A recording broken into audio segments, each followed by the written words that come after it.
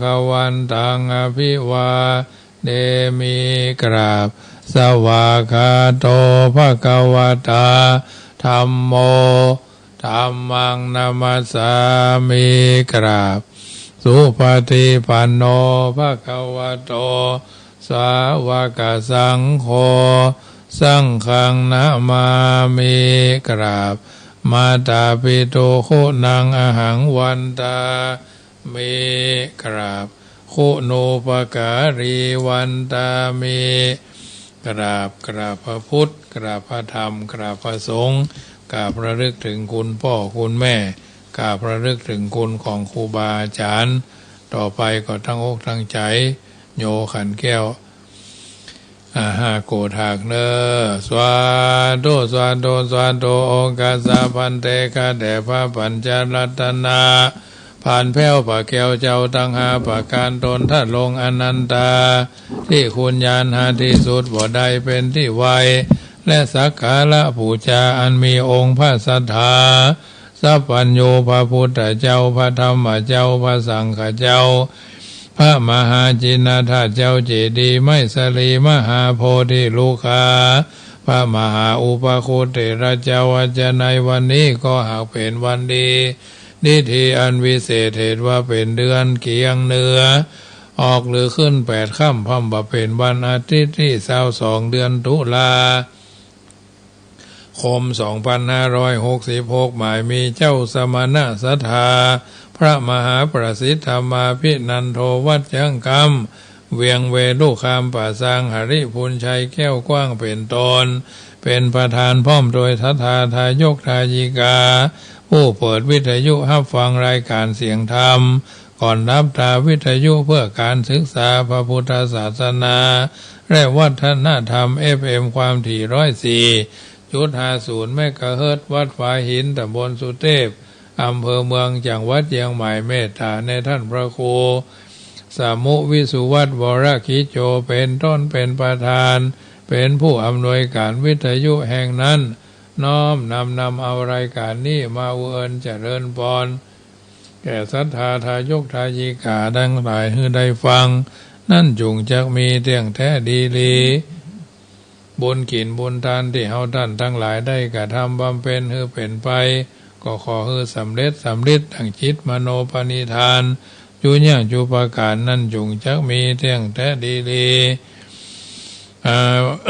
ปัทมาวิภาคเบื้องต้นหนทีผู้จายังองค์พระมุนีตนศักดิ์สวัสดิ์กับทางพระบทพระบาทพระสรีระธาตุเจ้าเจดีย์ไม่สลีมหาโพธิ์มีหลายโกฏนานาทุติยาขันปุ่นทวนสองพองน้อมมาเกณฑ์เวนถวายปู่เจ้าแล้วจะขอสู่มายังปุถะนาวโลกุตระธรรมเจ้าเก่าประการ10กับทางพระปริยัติธรรมอันโอฬารเลิศแล้วอันเป็นดวงประทีปแก้ว2 หนต่างตติยวานขันปุ่นทวน3งามบ่เศร้าผู้คานี้เล่าจะขอถวายปู่เจ้าแล้วจะขอสู่มายังพระสังฆเจ้ามีกุลแห่งภริยสังฆเจ้าหมายมีพระมหาอัญญาโกนดัญญาโคตรเก้าเงาเอตาระหิถ้าลาบต่อเต้าถึงสังฆสมุติสังฆเจ้าเป็นปริโยสารจตุทวารขันพุ่นทวน4งามล้นที่บาจากสังฆยาผู้ข้านี้นาจะขอถวายปู่เจ้าสู่มายังพระกรรมฐานเจ้าทั้งสองอันเป็นกองแห่งสมถกรรมฐานและวิปัสสนาธรรมกรรมฐานถ้าลาบต่อเต้าถึงอาจารย์ปัจจุบันนี้ใส่หลอนว่าผู้ข้าทั้งหลายได้ประมาทอเนกาจติด้วยกายกรรมทั้งกายวจีกรรมคำโอมโนกรรมกรรมขึ้นได้ประมาทอิริยาบถะทั้ง4นั่งนอนยืนเตียวหู้แจ้งที่ใดกระทำก็ดีบ่แจ้งที่หากใดกระทำดังอันก็ดีผู้ฆ่าทั้งหลายก็กลัวเป็นโทษน้อยโทษใหญ่ในพระแก้วเจ้าทั้งห้าจุงโพธิคุณหน้ามีธรรมเมตตาไหวหน้าเป็นปฏิกหาฮับเอายังเครื่องปรมามิสาปูจาแห่งผู้ฆ่าเตียงแท้ดีหลีโดยมีแท้นโยคาวัชระบัณฑิตนักผ่าเจ้าผู้มาแล้วแต่ฟังก่อนได้สักการะปูจาแก่องค์พระแก้วเจ้าทั้งห้าโกฏหากมีองค์สรีสัพพัญโยเป็นตนเป็นประธานหันมาปุณปณีแล้ว ได้เสพสร้างนิสันตปราอานิสงส์มีโดยประการฉันใดก็ดีขอให้ผู้ค้าทั้งหลาย อยู่เย็นเป็นสุขอายุมันขวัญยืนปราศจากโรคายะอธิปัจจยะหิปันมาหาปันใดขึ้นเหนือร่องใดจูยังจูประการจูใหญ่น้อยใหญ่จริงนั่นจุงจะมีนิจังวัฏนิพานังสุขังวัฏนิพานังสารังวัฏนิพานังนิพานังปาลามังสุขังเอาละญาติโยมสาธุชนต่อไปก็โยทำวัดพระเนาะโยสันเนเสโนวาราโพธิโมเรมารังสะเสนังมหันติงวิจโยสัมโพธิมากันจิงอนันตัญญาโนโลกุตโมตังปานามามิพุทธังเยจะพุทธาติตาจะเยจะพุทธาอนาคตาปัจจุปันนาจะเยพุทธาหังวันตามิสัพพตาอิติปิโสภะคะวะอะระหังสัมมาสัมพุทโธวิชาจารณะสัมปันโนสุขโตโรกาวิโตอนุตตโรปุริสะธรรมสารติสัทธาเทวมนุสสานังพุทโธภะคะวะติพุทธังชีวิตังยาวานิพานังสรณังกัจฉามินาทิเม สารนังอัญญังพุทโธเมสารนังวรังเอเตนะสัจจวะเจนะโหตุเมจยมังการังอุตตมังเขนะวันเดหังปัฏฐปังสุวารุตตมังพุทเทโยคาลิโตโรโสคาตุตังมามังอตังคิโกอริยปโตจนานังโมคปะเวสยาอุจุกามโกอายังสันติกโรปนิโตนิยานิโกตังปานามามิธรรมังเยจะธรรมาติตาจะเยจะธรรมาอนาคตาปัจจุปันนาจะเยธรรมาหังวันตามิสัพพตาสวากาโตภะคะวะตาธัมโมสันติติโกอากาลิโกเอหิปัสสิโกโอปนายิโกปัจจตังเวติทัพโพวิญโยหิติธรรมังชีวิตังยาวานิพานังสารนังกัจฉามินัตถิเมสารนังอัญญังธัมโมเมสารนังวรังเอเตนะสัจจวะเจนะโหตุเมยยามังกลังอุตตมังเขนะวันเดหังธรรมันจะดูธรรมันจะดูวิทุธรรมันจะทุวิทางธรรมังวรังธรรมเมโยคาลิโตโรโสธรรมโมคาตุตังมามังสังโฆวิสุทโธวราตขินายโยสันตินทาลิโยสัพพมาราปะหิโนคุเนหิเนเกหิสามิติปัตโตอนาสะโวตังปันนามามิสังฆังเยจะสังฆาติตาจะเยจะสังฆานาคตาปัจจุปันนาจะเยสังฆาหังวันตามิสัพพตาสุปฏิปันโนภะคะวะโตสาวกสังโฆอุจุปฏิปันโนภะคะวะโตสาวกสังโฆยายะปฏิปันโนภะคะวะโตสาวกสังโฆสามิจิปฏิปันโนภะคะวะโตสาวกสังโฆยติทังยะถาลิปุริสายุคานิอัฏฐาปุริสาภุคารายสาภะคะวะโตสาวกสังโฆอาหุนายโยปะหุนายโยตักขินายโยจารีกาลานิโยอนุตตรังปุญญักเกตังโลกัสสติสังฆังชีวิตังยาวานิพานังสารนังกัจจามินัตถิเมสารนังอัญญังสังโฆเมสารนังวรังเอเตนะสัจจวะเจนะโหตุเมจยามังกลังอุตตมังเขนะวันเทหังสังฆัญจาตุวิทุตตมังสังเคโยคาลิโตโตโสสังโฆคาตุตังมามังอิเจวะมาจันตนามาสนายังนามาสมาโนรัตนะทยังยังปุญญาภิสันทังวิปุรังอรหังทัสสานุภาเวนะหัตันตรายโยเยจะพุทธาติตาจะเยจะพุทธานาคตาปัจจุปันนาจะเยพุทธาหังวันตามิสัพพตาเยจะธรรมาติตาจะเยจะธรรมานาคตาปัจจุปันนาจะเยธรรมาหังวันตามิสัพพตาเยจะสังฆาติตาจะเยจะสังฆานาคตาปัจจุปันนาจะเยสังฆาหังวันตามิสัพพตาเยจะปัตตาติตาจะเยจะปัตตานาคตาปัจจุปันนาจะเยปัตตาหังวันตามิสัพพตาเยจะธาตุอาติตาจะเยจะธาตุนาคตาปัจจุปันนาจะเยธาตุหังวันตามิสัพพตาเยจะตุปาติตาจะเยจะตุปานาคตาปัจจุปันนาจะเยรูปะหังวันตามิสัพพตาเยจะโพธิงอติตาจะเยจะโพธิงอนาคตาปัจจุปันนาจะเยโพธิงหังวันตามิสัพพตาเยจะรัตนาปันรังกังอติตาจะเยจะรัตนาป ปันนังกังอนาคตาปัจจุปนาจะเจรัตนาปันนังกังอังวันตามิสัพพตาเยจะบิมพาติตาจะเยจะบิมพานาคตาปัจจุปนาจะเยบิมพาอังวันตามิสัพพตาเยจะโมริยติตาจะเยจะโมรีนาคตาปัจจุปนาจะเยโมรีอังวันตามิสัพพตาเยจะเกสาติตาจะเยจะเกสานาคตาปัจจุปนาจะเยเกสาอังวันตามิสัพพตาเยจะทันตาติตาจะเยจะทันตาอนาคตาปัจจุปนาจะเยทันตาหังวันตามิสัพพตาเยจะจุรามณียติตาจะเยจะจุรามณียนาคตาปัจจุปนาจะเยจุรามณีหังวันตามิสัพพตาปทักขีนังปทักขีนังมโนกัมมังปณิทิเตปทักขีนาปทักขีนานิคัตวนาราปันตเถปทักขีเนเอาละญาติโยมสาธุชนท่านผู้ฟังทั้งหลายตอนนี้ไปก็จะเทศนาธรรมเรื่องพุทธคุณสังฆะโลกเนาะเป็นการจะสวดพระพุทธมนต์ไปในตัวโดยธรรมเทศนาเรื่องนี้เป็นการขับเสนียดจันไรภัยพิบัติเจ็บไข้ได้ป่วยเจ็บไข้ได้พยาธิความเป็นสิริมงคลวันศีลวันพระเนาะน้อมนำเอาธรรมะมาเป็นมังคละกับตัวกับตนเอาท่านทั้งหลายเป็นลำดับไปเนอะนิปานังเยนะละมังเยนะคลังไสโยบันดิโตอุทิสิตุงธรรมมุตตมังปะจังอรัตถนังกะโลมา นะโมตัสสะภะคะวะโตอะระหะโตสัมมาสัมพุทธัสสะสัทธาวะโหนายโกพุทโธภควติสัทธาสัพพัญโญพระพุทธเจ้าตนเป็นปิ่นเกาติโลกาจารย์เมื่อยังทรมานในที่แก้วกูเวดุวันพระมาพระก็หากหู้และหันยังสัตตโลกอันใดถลงทุกโศกนานาด้วยพญาธิโลกาและอุบาทกับตังพีวิสาจ้างมา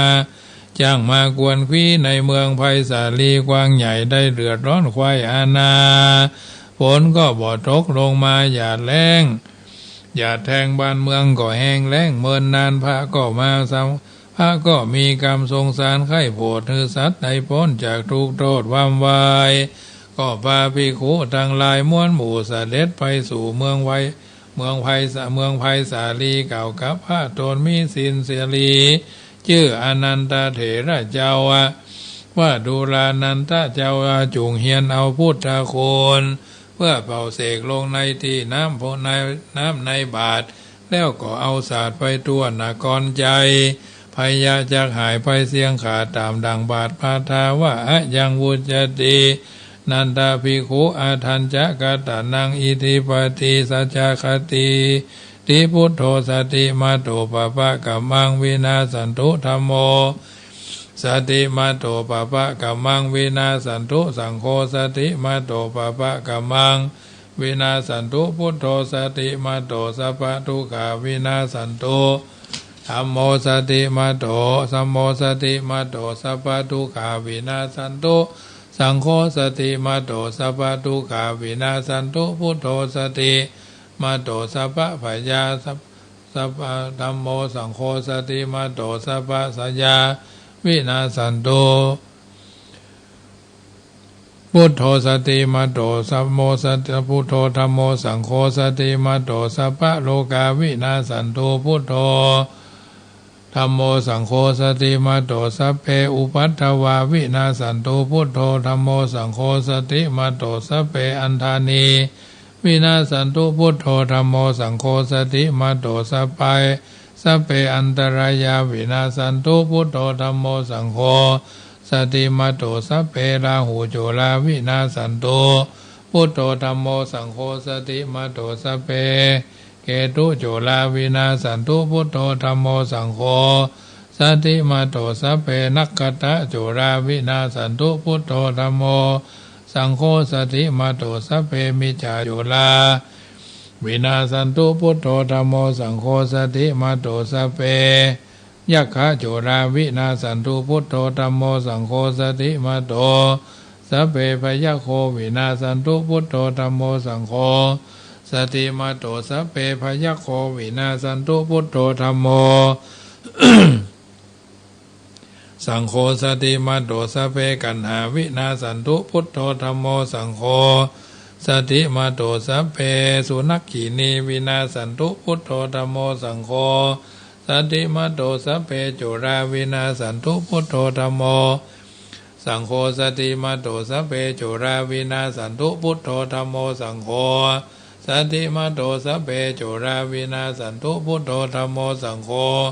สัพเพโจระราชาวินาสันตุพุทโธธัมโมสังโฆสติมาโตสัพเพมนุสสะโจราวินาสันตุพุทโธธัมโมสังโฆสติมาโตสัพเพมนุสสะโจราวินาสันตุพุทโธธัมโมสังโฆสติมาโตสัพเพละหุลังวินาสันตุพุทโธธัมโมสังโฆสติมาโตสัพเพโทสะโจราวินาสันตุพุทโธธัมโมสังโฆสติมาโตสัพเพโมหะโจราวินาสันตุพุทโธธัมโมสังโฆสติมาโตสัพเพอคิไดหาวินาสันตุพุทโธธัมโมสังโฆสติมาโตสัพเพวาสีวินาสันตุพุทโธธัมโมสังโฆสติมาโตสัพเพสัทธโลวินาสันตุพุทโธธัมโมสังโฆ สติมาโตสัพเพนาคะโจราวินาสันตุพุทโธธัมโมสังโฆสติมาโตสัพเพราชะโจราวินาสันตุพุทโธธัมโมนะโมพุทธัสสะนะโมธัมมัสสะนะโมสังฆัสสะปัญจทัสสะพระมณะเสนามหาปริวาลายสุขีตาภวันตุเตสัมพุทธัสสะอุปัฏฐวาสัพพะปะปะสัพพะภาระสัพพะพยาสัพพะโลกาวินาสันตุสัพพะพุทธเตเจนะธรรมะเตเจนะสังฆะเตเจนะสัพพะทุกขาปมุญจันตุสุขีตาหนตุสัพพะยะสัพพะตาสัพพะตาเอวังพุทธังสรันตานังธรรมังสังคัญจะภิกขโวพยังวาจัมพิตตังวโรมหังโสนาเหตุสติทิอะระหังสัมมาสัมพุทโธวิชาจรณะสัมปันโนสุขโตโลกาวิโตนุตตโลปุริสาธรรมสารติสัทธาเทวมนุสสานังพุทโธภควติสวากขาโตภควตาธัมโมสันทิติโกอาการิโกเอหิปัสสิโกโอปนะยิโกปัจจตังเวทิตาโพวินยูหิติสุปฏิปันโนภควโตสาวกสังโฆยายะปฏิปันโนภควโตสาวกสังโฆสามีจิปฏิปันโนภควโตสาวกสังโฆยติทังยะตาลิปุริสายุคานิอัตถาปุริสาบุคาราเอสะภควโตสาวกสังโฆอะหุนายโยปะหุนายโยตัคขินายโยอัญจลีกัรณิโยอนุตตรังปุญญเกตังโลกัสสติยันตุนิมิตังราชะโตวาโจระโตวามนุสสะโตวามนุษย์สโตวาอาคิโตวาอุตกะโตวาปิสาจโตวาขนุกะโตวาขันธะกะโตวานักขะโตวาจนะปตะโลกะโตวาอสัทธมะโตวาอสันติติโตวาสัพพุริสาโตวาจันดาหัตถิอาสามิกาโกนากุกุระอหิวิจิกามานิสัมปติปิอาจาตระสะสุขระมะอิงสัญญาคาลคาสติหินานาปยาโตวานานาโลกาโตวานานาอุปัตตวะโตวาอาราขังกังอันโตปานิธานาโตปัฏฐายะตถาคตสัตสะปะระมิโยตัสสะอุปปะระมิโยตัสสะปะระมัทธปะระมิโยปัญจมหาปริจาเกติโสจริยาปัจฉิมะภเวกภวะกันติงจติงอภินิกามานังปัฏนาจาริยังโพธิปัลลังเกมราวิจยังสัพพัญญูทัญญาณปฏิเวทังนวโรกุตระธรรมเมติสเปปิเมพุทธกุเนอวจิตวเวสาริยติสุภาการันตเรสุติยามรติงปริตังกรณโตอายัสสมาอนันตเถโลวิยาการุญญาจิตังอุปาทาเปตวโกติสัตตาสหเสสุจักขวะเลสุเทวตาญาสานัมปฏิกันหันติยัญจเวสาลิยัมพุเลโลกามนุสตุปิกา สัมพุตันติวิธรรมพยังขิปมันตรธาเปสิปาลิตันธรรมพนามาเหสิริทิติมติเตโชจยสิทธิมหิทธิมหาคุณาปริมิตาปุญญาธิการสาสัพพันตรายะนิวารณัสสมัตถัสสะภะคะวะโตอะระหะโตสัมมาสัมพุทธัสสะตวะติงสามหาโพธิสารคณานุภาเวนะอสิตยานุพยัญชนะนุภาเวนะอนุตตระสัตตมังกรานุภาเวนะชัพพนะรังสียานุภาเวนะเกตุมาลานุภาเวนะทัสสะปรามิตานุภาเวนะทัสสะอุปาปรามิตานุภาเวนะทัสสะภราปัญญาทัสสะภรญาณานุภาเวนะสัพพัญญุตยานานุภาเวนะเมตตากรุณามุทิตาอุเบกขานุภาเวนะสัพพปริตานุภาเวนะรัตนะตยาสรณานุภาเวนะตุยังสัพพโรคาโสกุปตวาทุกขโดมานะสุปายาสาวินาสันตุสัพพะอันตรายาภิวินาสันตุสัพพะสังฆปาตุยังสามิจันตุทีกายุตาตุยังโอตุสตาวาสาชีเวนะสมังคีโกโอตุสัพพตาอากาสปปตาวนะภูมิขังคามหาสมุทธารกกะเทวตาสตาตุมเหอนุรักขันโตโอมเหติตาปตากติตติเอเหวะเววะวิรุญญคารุกาญะทิรุวีวัตเตโอมกากากานุนันนะนินินุนุนินินานาตุปะตุปะปะปะเมเตวะเตนิรุตตภารุปิสัตตรุนิวาจะโรเทภกะภกะโมเหเหวะนานายมะกุมภาอมสวหายแก่เหละนานาสัพพทุกขาสัพพปยาสัพพโรกาสัพพอันตรายาวินาสันตุอมปุตโตโยแค้วคาดพระพุทธเจ้าย้ายบาทอิติปิโสภควาอมธัมโมโยแค้วคาดพระพุทธเจ้าย้ายบาทอิติปิโสภควาสังโฆโยแค้วคาดพระพุทธเจ้าย้ายบาทอิติปิโสภควาสิทธิพุทธังสิทธิธรรมังสิทธิกิจจังสิทธิสาถาคโตสิทธิอายุวันโนสุขังพลังในเมื่อแล้วพระมหาอานันตาเถรเจ้าได้ห้ำได้เฮียนสังวาสสวดที่ยายเสี่ยงไข่ก่อเสกเป่าใส่ลงน้ำในบาทเอาแล้วสวดทอดนาคอนใจอันว่าผีวิสาจอย่างไรตั้งข้อเกณฑ์เวนอุบาทคาลีก็เป็นของบอดีจ้าถอยก็กากาดก้อยหายโหนพญาที่จังไรเมื่อยใครเจ็บหัวเจ็บตัวเจ็บชิดเจ็บใจก็ห่างหายจากใจน้อยยิ่งแก่จะแก่ตัวแก่ตนแก่ชิดแก่ใจแก่คนตั้งหลายจุใหญ่น้อยใจยิงกลับคืนก็กลับหายบ่จ้าฝนตกลงมาตัวหน้าก็ดินดานเจ้าเมืองก็ได้สุขใจบานข้ามเจ้าก็โดยเตชะแห่งคุณพระพุทธเจ้ามาผายโผจึงได้พ้นจากทางทุกโทษยุปการแน่นาอันว่าธรรมคุณธรรมเทศนาพุทธคุณสังฆะโลกภูสภาเสดนี่นาดับเสียยังป่าปากามันเกิดมาแต่ก่อนห้ามยังสัพพะสัพพทุกนานาอันจ้าถอยอันจ้างมาเกิดบาแก่คนใหญ่น้อยยิงใจล่ำงับเสียหายอนตรายตั้งหลายอันมัวมืดได้ห้ามเสียยังภัยยะอันลังลืดเรือลาหูเกตอุดมวิเศษ27ตัวป่าพระกำมัวได้เป็นโจลาจักป่าฮืออินทรีวินาทำงับยังนักคัตฤกษ์อาจเป็นโจรจักกะดำพูนพวนพันพวนบังเกิดแต่อาทิตย์จันทร์อังคารพุธพฤหัสศุกร์เสาร์อันควรแล้วอันควรเก่าได้ถอยใกล้กาดนิราชจากกายาระงับยังนักขัตติยาราหูอันพาไปสู่อันจักพาไปสู่ไปจูตองโตดราชทันตกรรมโลตวนเล็กจองจำน้อยได้ถูกตองใส่แก่คนและสัตว์ต่างหลายกับอสุรกายผีวิสาจญาติให้ได้กลาดก้อยค่ายไปดี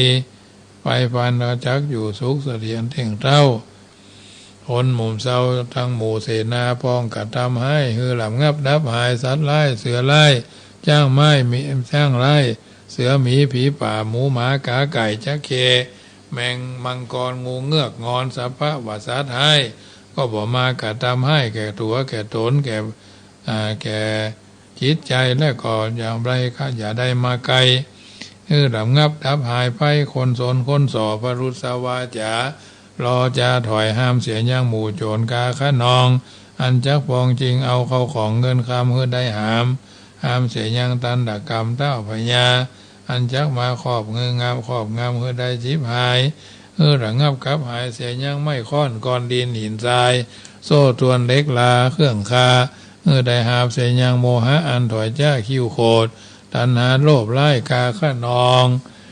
ล่ำงับเสียยังสาปาของเครื่องใจอาวุธใหญ่น้อยทางมวลจักมาบีบเบียนยังคนและสัตว์ทั้งหลายได้ชิบหายนั่นแลอันหนึ่งได้หามเสียยังวาตภัยคือลมอุทกภัยคือน้ำอัคคีภัยคือไฟไหม้สัพพภัยยะอันหลังงับเหี่ยอย่างหน้าไม้ปืนไฟหอกดาบกลางโก้งไฟให้ลมให้อันบุบุญแผ่นดินออกมามั่งไม่ออกมาอันมาด้วยลมและบังเกิดเป็นไฟและไฟเกิดแต่อาทิตย์ได้ชิบหายร่ำงับดับหายยังอาวุธทั้งหลายคือหอกดาบขวานและมีดผ้าเล็กแหลมสัตว์โลกนาอย่าได้สัตว์โลกลาอย่าได้ชิบหายไปนั่นได้ห้ามเสียยังพิษห้วนสารตู้รองของใส่สภะของอันเป็นแผงใส่ได้วินาศระงับดับหายงูโป่งพายให้แล้วก็บวงบาททั้งหลายมวลนี้ใดอันตรายหายไปอันว่าสัพพะภัยะสัพพะภัยทั้งหลายบ่มาบังเกิดแก่ตัวตนเฮาสักเตื้อสัพพะเคราะห์สัพพะภัยสัพพะจังไรน้อยใหญ่ก็บ่มาถูกต้องปองลักษณายังตนตัวห่อเงินที่อยู่ที่ขินแห่งเฮาสักเตื้อจะแหลนา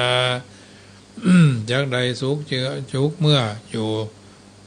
สุขเมื่ออยู่สุขเมื่อไปสุขสำราญบานใจทุกข้ามเจ้ามีอายุมันยืนยาว100 ขวบเข้าวัดสาบอกไกลกากราดก้อยจุใหญ่น้อยใจยิงนั่นจุงจักมีเตียงแท้ดีลีกี่ญาอันเก่าแก่ยังธรรมเทศนาในพุทธคุณสังฆะโลกดวงพาเสดก็และก็บังคมสมเลสเสด็จเสียเท่าอีก่อนแลเอาละญาติโยมทั้งหลายได้ยินได้ฟังการเทศนาธรรมเรื่องพุทธคุณสังฆะโลกแล้วก็ต่อโดยพุทธมงคลคาถาวันนี้เป็นวันศีลเป็นวันพระขออาราธนาเอารัตนตรัยแก้วเจ้าทั้ง3ประการไปจู้จอดลอดถึงตันบ้านของแต่ละคนจิตใจของแต่ละท่านนะให้อยู่สุขสำราญบานใจเมื่อรับเมื่อตื่นยืนเตียวเดี๋ยวพอต่อหน้าได้รับหลังแม่นที่ขอฮือปันมาเนาะแม่นหาขอฮือปันได้แม่นว่าขึ้นเหนือร่องใต้ก็สมบัติโนไมไฟอ้างอย่าได้ติดขัดอุปัตถวะกังวลอนตรายจุญอย่างจุประการแม่นว่าเจ้าผายแผ่นาบุญนี้ไว้คือบรรพบุรุษ7 เช่นตระกูลเป็นเก้าเช่นตระกูลเป็นแดน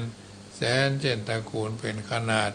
ทายกทาจิกาผู้มีพระคุณแห่งท่านทั้งหลายขอให้ได้รับส่วนบุญส่วนกุศลที่ท่านทั้งหลายมีจิตใจภายแผ่ให้สำเร็จสำเร็จดังมโนปณิธานจุญญาจุปการไปตลอดชีวิตที่การยาวนานวันนี้เป็นวันศีลก่อนจะได้นำรายการจะท่านไปขอประกาศอนุโมทนาเนอะกับเจ้าภาพเจ้าสถาที่ไปได้ร่วมทำบุญกันมาเกี่ยวกับพระป่าสถานีขึ้น96ในวันพรุ่งนี้เนาะมีรายชื่อรายนามที่เพิ่นหอมกันมาเป็นต้นว่าพ่อประสิทธิ์ชัยแม่สุมาลีกัญญา500 บาทน้ำเพื่อบ้านน้ำเพื่อพระบ้านโฮงแม่พันนีบากองวันพี่น้องตังหนองจังคืนเนาะคุณโยมบุญเฉลียวเป็นผู้ประสานงานทำบุญมา500 บาทพันวรัญเชียงใหม่200 บาทคุณแม่ปราณีนวชัยโมเดิร์นเครื่องเขียนปูน 1,000 บาทพ่อบุญรวยนั้นบ้านแซม500 บาทแม่เพนขาวเตี้ยบ้านหนองล่องอำเภอเวียงหนองล่อง100 บาทแม่สุแก้วนาคอเรือ150 บาทพ่อวิมลแม่บัวพัดใจมาคัดอยู่วาสิกาวิมลใจมาคัดบ้านสันคือดอยสะเก็ดบ้านแม่คือดอยสะเก็ด200 บาทเดี๋ยวแม่จันฟองละอแจ้ห่มลำปาง100 บาทพ่อแม่ครูกัลยาสุนินหงส์เชียงใหม่200 บาทแม่สุแก้วบ้านศรีราพร200 บาทบ้านโฮงเนาะ แม่ครูเหรียญทองจันทีบ้านท่อเมืองลังผ้าป่าสถานี96 300กองทุนเผยแผ่ทำวัดแห่งคำ200แม่หลวงเกตทุนล่องช้างผ้าป่า300หงทาน200ยมนากาแฟอันนี้ก็ให้กาแฟอยู่5หน้าศาลภาค5เนาะ200 บาท200ของบุญเนาะแม่อำพรใจแปลงบ้านล้านตองวันเกิด19 ตุลา200 บาทแม่ขายคำสอนภาษีเสียด200 บาทโยมแม่ปิยติดาตรียาพรร่วมทำบุญ 1,700 กว่าบาทเนาะในการทอดพระป่าสถานีขึ้น96สาธุสาธุอนุโมทนาเนอะ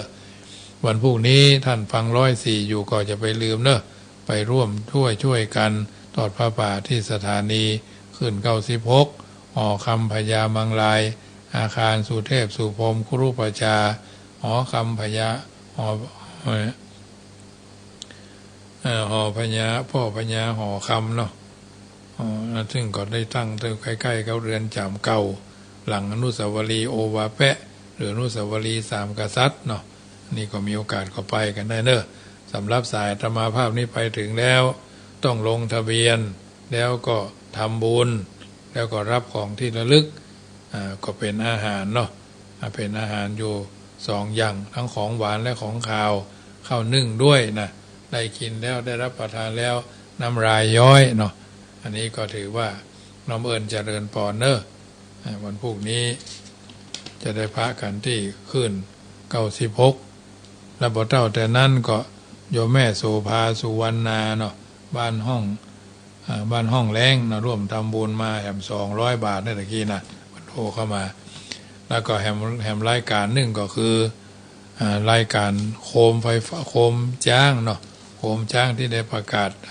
ประชาสัมพันธ์ไปนั่นก็มีหลายท่านเพิ่นหอมกันมาเนาะชุดละ900 บาทชุดที่1ก็หมายมีโยมแม่วิไลวัดสุทัยหาการเชียงใหม่900 บาทโยมรักษากรุงเทพ900 บาทแม่ครูเหรียญทองจันทรีก็900 บาทแม่จันทิพย์ป่ากล้วยสารปีนี่ก็900 บาทนี่ผลจองไว้แล้วก็มีพ่อวิทูลแม่บัวพัดใจมาคัดอสวิมลใจมาคัดอันนี้ก็สันแม่คือดอยสะเก็ดนี่ก็900 บาทแม่ฟองแก้วรัตติยะดอนใจโคมไฟฟ้า900 บาทร้านของเก่า2 พี่น้องรีไซเคิลน้ำดิบหมู่15ละปูน900 บาทแม่จันทราอุปราสิทธิ์บ้านปากกล้วยสารปีอันนี้ก็900 บาทเนาะนี่เพิ่นจองไว้แล้วท่านนั้นมาก็หมายมีโยมพ่อสิงคำแม่พิษสมัยดินสินจ้อยแม่ริม900 บาทอุบาสิกานฤมลสิริพันธ์นะอันนี้ดินแดงกรุงเทพ 1,000 บาทเนาะป้าติ๋มแม่วางก็ร่วมทำบุญมาแถม900 บาทเนาะอันนี้สาธุสาธุอนุโมทนาเนอะอันนี้ชุดที่7ชุดที่8ชุดที่9ชุดที่10ชุดที่11ชุดที่12เนาะ34 15 16ยังทำ4 ชุดนะตะกี้ว่าเหลือ12ในเหลือ16 ชุดโยมวันนิพาโป่งฟ้าบ้านบ่อหินนี่ก็1 ชุด900 บาทนี่เพิ่นจองไว้เนาะสาธุสาธุอนุโมทนาเนอะจะได้เอาประดับเพิ่นเฮาว่าหัวเสาบันไดขึ้นกุฏิเนาะบันไดกุฏิสงฆ์องค์หลวงกุฏิเจ้าอาวาสนี่แหละเป็นจ้างชูงวงแล้วก็แขวนด้วยไฟโซล่าเซลล์เนาะโซล่าเซลล์ก็ถือว่าเป็นแปลกหูแปลกตาก็จะเป็นที่อันต้องหูต้องตาผู้ได้พบเห็นวันนี้เจ้าภาพที่เพิ่นบูรณะเจดีย์หรือพระธาตุบูรณะทาสีแล้วพระธาตุบ่ได้เสียหายแต่ว่ามันสีมันมองก็เลยกระเทาะสีเก่าออกก็เลยพ่นสีรองพื้นแล้วประเดี๋ยวนี้เพิ่นมาพ่นทั้งบนเป็นสีทองแล้วทั้งลุ่มเป็นสีขาวกำลังได้รอบหนึ่งมันมืดแต่ก่อนก็เลยยุดกันไปอันนี้ก็ถือว่าคุณโยมพี่รุนทองพูนเรือนมะกอกนะนี่บ้านป่ามุนพร้อมด้วยลูกเปล่าลูกสาวเพิ่นเป็นเจ้าภาพหมุนนะก็คงจะ เป็นหลายหมื่นอยู่เนาะเฮาก็บ่ฮู้เพิ่นปีแล้วปีก่อนพุ่นหลายปีมีโยมพระโยมเจ้าภาพเพิ่นจะมาเป็นเจ้าภาพปรากฏว่าเพิ่นแม่เพิ่นถึงแก่กรรมไปอยากก็เลยยุดไปห้างมาเป็นเวลาหลายเดือนร่วมหลายปีเหมือนกันนะทางนี้ทางนั้นก็ถือว่าอาตมาภาพก็อธิษฐานจิตว่าตราบใดเฮายังเป็นเจ้าอาวาสอยู่ก็เสาะหานี่มาเนาะอย่างวันพรุ่งนี้ไปใครปะใครเจอใครไปร่วมกินกันก็พี่น้องขึ้น104เนอะไปพากันที่ขึ้น96หอคำพญามังลาอยู่ในเมืองเชียงใหม่เนาะที่หายไปเมินก็ไปพากันได้เนอะบ่มีสตางค์ก็เป็นอย่างไปหอมสตางค์ก็ไปว่าแต่ว่าไปรับอาหารนี่ต้องคืออย่างน้อยๆก็ได้สอนเอาได้เข้าใจว่าเป็นคนฮัดเสียสละอย่าพ้องบ่ได้จินะบ่ได้จิบ่ได้คางบ่ได้กันเนี่ยถ้าอย่างจะได้ลงไปถึงก็ไปลงทะเบียนตัวลงทะเบียนเรียบร้อยก็ทำบุญด้วยตั้งแต่20ขึ้นไปเนาะสตางค์20 บาทถามว่ามีค่าก็สมัยนี้เพิ่นถึงบอกว่าแบงค์หม่นไปเมืองนอกแบงค์ม่วงไปห้างแบงค์แดงไปกาดนัดเขียวฟ้าชัดๆเข้าวัดเข้าวาฟังอีกครั้งนะครับแบงค์หม่นไปเมืองนอกแบงค์ม่วงไปห้างแบงค์แดงไปกาดนัดเขียวฟ้าชัดๆเข้าวัดเข้าวาเท็จจริงหรือไม่จริงไหมครับเนี่ยอันนี้ถือว่าเอามาอู้เอิ้นเจริญพรมาได้เนอะวันของบางอย่างมันได้ง่ายมันก็มีค่าญาติโยมเปิ้นถึงบอกว่าสะดวกนักมักง่ายสบายนักมักเกยตัวลองคิดว่ายำพักเนี่ยกว่าจะได้เป็นถุงเป็นเปิ้นกว่าจะได้มาประดิษฐ์ประดอยขออนุโมทนาครับโยมแม่พ่ออ้ายแม่แก้วลูนเนอะได้เป็นเจ้าภาพจัดซื้อพักไม้ไส้เครือบ่เครือด่างเนาะเอามากันก็แจกเข้าไปพ่องพริกปีก็แจกเข้าไปพ่องเอาฉันบัตันนั่นน่ะพักกาดนาบะเขือมื่นเนาะบะเขือเป็นห้องว่ากระเจี๊ยบพักบุ้งบะทัวฟักยาวหลายๆอย่างขิงข่าเนาะแล้วพริกป่นหอมเตรียมนะธรรมภาพวันนี้ก็เคี่ยวน้ำ5เนาะเคี่ยวน้ำ5กะปิหอมนะเคี่ยวให้มันหอมแล้วให้มันงวดลงให้มันแห้งลงนะเราวันพรุ่งนี้ก็จะบวชบ่ฟ้าแก้วไปประมาณ20 กว่าแก่นเนาะ20 กว่าแก่นทำเป็นชิ้นน้อยๆมอกกำนะอย่าโยมมอกกำเนี่ยเพราะฉะนั้นตู้เจ้าทำอาหารนะมันไม่ใช่มีบ่อยนะโยมถ้าได้กินได้รับประทานไปแล้วเหมือนกับได้อาบน้ำพระพุทธมนต์นะก็จะได้ทำชุดพิเศษไปมอบเพื่อศรัทธาญาโยกญาติกาที่บนใบโยมแม่กัลยาสุนินหงเนาะโยมแม่ปิยธิดาเนี่ยถ้าทำแบบเป็นจะได้ฝากไปฮื้อเนาะพ่อครูเนาะพอธรรมดามันเนาะเพราะฉะนั้นเพิ่นก็ช่วยทำบุญมาบัดได้ขาดสายอาตมาภาพก็บ่มีอันใดอันหนึ่งมันมอกจากเพิ่นฮ้องว่าเสน่ห์ปลายจวะเนาะเอาไปแจกให้ท่านทั้งหลายตำบะนูนยำพักลาบป่าเนาะอันนี้จะทำอยู่เป็นประจำแกงโฮะเนาะแกงโฮะคือแกงรวมเนาะอันนี้ถือว่าได้ยินชื่อแล้วก็น้ำลายไหลเนาะอันนี้มันชอบไผ่ชอบมันนะน้ำพริกอีเก๋นะน้ำพริกป่าเนี่ยนี่ก็ทำอยู่ลาบป่าน้ำพริกป่าขนมเส้นน้ำยาเนี่ยซึ่งสิ่งต่างๆเหล่านี้ก็เราขนมเส้นน้ำยาก็ทำได้ขนมเส้นน้ำพริกก็ทำได้น้ำพริกโรงเรือก็น่าจะทำสักเทื่อก่อนปีหน้าอาจจะเป็นน้ำพริกโรงเรือก็ได้ที่จริงก่อนน้ำพริกกะปิไข่นั่นแหละน้ำพริกกะปิทรงเครื่องไว้เถอะเนาะถ้าภาษาเจ้าบ้านนี่นะถ้าภาษานักเลงก็น้ำพริกถ้าภาษาไทยก็น้ำพริกกะปิน้ำพริกโรงเรือบางเจ้าเนี่ยหวานมาได้ เปรี้ยวเค็มเผ็ดมันต้องไล่ปลาแหลมกันนะบางอย่างเราก็ใส่ข้านอเกินเนาะใส่ข้านอเกินก็ยังว่านะพวกถ้ามันอากาศห้องเป็นปวกเป็นฟองโจโฟะไว้ลาบบ่เดียวเขาก็ใส่ข้านอนะเพราะฉะนั้นเอาทำให้มันสุกด้วยไฟทำให้มันไหม้ด้วยถ่านนี่นะมันพวกนี้ก็ประเภทที่ว่าจะยำพักนี่ก็ครัวนี่เรียบร้อยหมดละปลูกไม้เจ้าตี3ตี4นี่ก็ สะดุ้งตื่นก็ไปนึ่งหั่นนึ่งนี่นึ่งเข้าเป่าไฟเนาะก็ถือว่ามี3 เต๋า2 เต๋าไอ้นะ2 เต๋าก็จะทำไปตามนั้นทั้งนี้ท่านั้นก็ถือว่า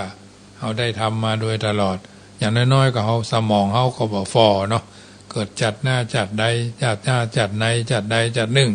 ก็ขอให้จะไปกดจะไปอดไปกั้นอาหารได้กินรับประทานอาหารโยมแม่บ้านหน้าวัดวิเวกก็คงทำฟังอยู่เนาะแม่สีทรประภัยก็คงฟังอยู่อันนี้ทั้งนั้นก็ถือว่าได้เป็นกำลังใจให้หลายๆท่านบางท่านก็คงจะเดินทางมาทั้งนั้นวันพรุ่งนี้เขาก็ปะกันที่ขึ้น96แต่สำหรับอาตมาภาพนี้ต้องลงชื่อรับอาหารทำลงชื่อรับลงชื่อทำบุญแล้วก็รับอาหารไปเลยรับรองว่าไม่ผิดหวังเนาะถ้าไปนะเพราะฉะนั้น200 ชุดนะโยมหมดแล้วหมดเลยนะของหวานของข้าวก็พร้อมๆกันทั้งนี้ทั้งนั้นก็ได้ตั้งกัลยาณจิตว่าขอให้ญาติโยมเจริญเปิดห้องวัดรับประทานอาหารเพื่อประทังชีวิตเราไม่ได้คิดเพื่อเป็นการทำให้ความเสียหายนะแต่ละอย่างทุกเจ้าได้เป็นต้นคิดได้เป็นต้นแบบมาก็มอบเป็นบรรณาการครับทุกท่านทุกคนเนอะเจริญพรอนุโมทนาครับโยมแม่มารีวันเนาะเพิ่นก็เป็นครูมารีวันว่าบางนี้ถ้ายังแควนน้อยไม่ค่อยได้ไปเล่นดนตรีอย่างเท่าใดนะบางเทื่อพวกก็ได้ไปหั่นไปนี่เนาะเพราะฉะนั้นบุญกินบุญทานสถานีโยมแม่อำพรใจแปลงบ้านล้านตองร่วมทำบุญผ้าป่าสถานี200 บาทนะเป็นวันเกิดของโยมแม่เตยเมื่อวันที่19ที่ผ่านมาเนอะอันนี้ทุกคนทุกท่านอยู่เบื้องหลังแห่งความสำเร็จหลายอย่างแม้กระทั่งการทาสีหอระฆังก็เรียบร้อยไปละส่วนกฐินนะก็วันที่12เดือนหน้า12พฤศจิกาถ้ามีโอกาสใครกินใครทานก็ร่วมทำบุญได้กองเพชร300กองทอง200กองเงิน100หรือสตางค์มีบาหลายจักหน้าวิดหลังจักหลังวิดหน้าก็ยกมือสามานมือไหวก็ได้มันเป็นอย่างเอาที่สบายใจแต่ละคนแต่ละท่านที่มีโอกาสได้ฟังขึ้น104พี่น้องบ้านล่องก็หายไปเหมือนเนอะคงจะสุขสบายกันดีทั่วหน้าที่หายเพิ่นอาจจะเพิ่นเขาว่าใช้พลังเงียบเนาะพลังเงียบบ่ได้โทรบางคนอย่างว่านั่นแหละบ่ค่อยสะดวกหลายๆสิ่งหลายๆอย่างบางเรื่องสภาวะแวดล้อมด้านข้างๆไม่เอื้ออำนวยประโยชน์ด้วยคันจะโทรมาก็อย่างว่านะยื้อย่องยื้อพอกันพอดีพอให้อันก็ตั้งใจฟังอย่าคอมเป็นยังเอาฟังทุเจ้าตนใดก็ทำบุญกับทุเจ้าตนนั่นก็ได้ทุเจ้าจัดรายการขึ้น96นี่มีประมาณเกือบ30เนาะทุกสถานีขึ้น104สำนักถ้าเปลี่ยนไปได้นะช่วยกันสถานีนะถ้าเปลี่ยนไปได้ช่วยสถานีกันคนละ10,000เนาะคนละ10,000ต่อปีไปจะว่าก่อนเดือนหรอมันน่าจะทำได้เพื่อสถานีหรอเกิดมันมันเสียเขาต้องซ่อมหน่อยอย่างรถมันไปมันก็ซ่อมร่างกายเขาก็ต้องซ่อมยังเท่านั้นมาต้องซ่อมเท่านั้นซ่อมหรือเช็คเครื่องนะเป็นประจำเท่าที่มีที่จ่ายบนห้องว่าสารานิยธรรม6นะเข้าไปตั้งกายประกอบด้วยเมตตากายกรรมสุจริตนะเข้าไปตั้งวจีประกอบด้วยเมตตาวจีสุจริตเข้าไปตั้งจิตใจประกอบด้วยเมตตามโนสุจริตมีการแบ่งปันลาภที่ได้มาสาธารณะโภคีนะแล้วก็มีความเห็นตรงกันที่ถูกชุกรรมสุดท้ายก็มีศีลเสมอกันศีลสัมมัญญตาเนาะแม่สีทรแม่กันรอก่อนมันไม่ได้ปีกตัวไปไหนไม่ได้เลยแม่แต่ช่วงนี้นะมันเป็นยังมันถึงว่าจะไปก่อนไปกันมาอันสบายดีแล้วก็ยังแควนมันมันจะกี่ข้าวลำน้ำลงเนาะจะลำมันเนี่ยว่าเดี๋ยวได้กินยังกากใหม่เนี่ยมันยังสังขารได้เขาว่ากันมันได้เนาะจะนั่งไม่ว่าเกือบมาได้ไปจากก็ไปเลยเนาะยังบุญยังมีอยู่ เจ้า บุญจิตบุญกรรมเนาะ เจ้าเป็นกำลังใจแม่เนอะถ้าแล้วดีกว่ามาได้ก้า ก็นะเดี๋ยววันพูดถ้ามันแล้วเจ้าก็อาจจะแวบนะอาจจะอยู่นะ มาเลยมาตั้งแวดมาอีกครับ เจ้าเจ้า เจ้าสาธุอโมทนารับเป็นสุขเดินเป็นสุขเนอะเจ้าสาธุอ้าวสัพพิติโยวิวัชชันตุสัพพะโรโควินัสสตุมาเตภวัตวันตรายโยสุขีทีกายุโกปุโตบังซ้ายธัมโมบังขวาสังโฆบังกายาละหังบังเกสาอะระหังพุทโธนะโมพุทธายะขออัญเชิญพระติรัตนาสามดวงแก้วเจ้ามาปกเก้าขุมมาปกเก้าเกสาหมู่สัทธาจุใหญ่น้อยใจยิงนั่นจุงจักมีอายุวันโนสุขังปะลังขอเจริญปอน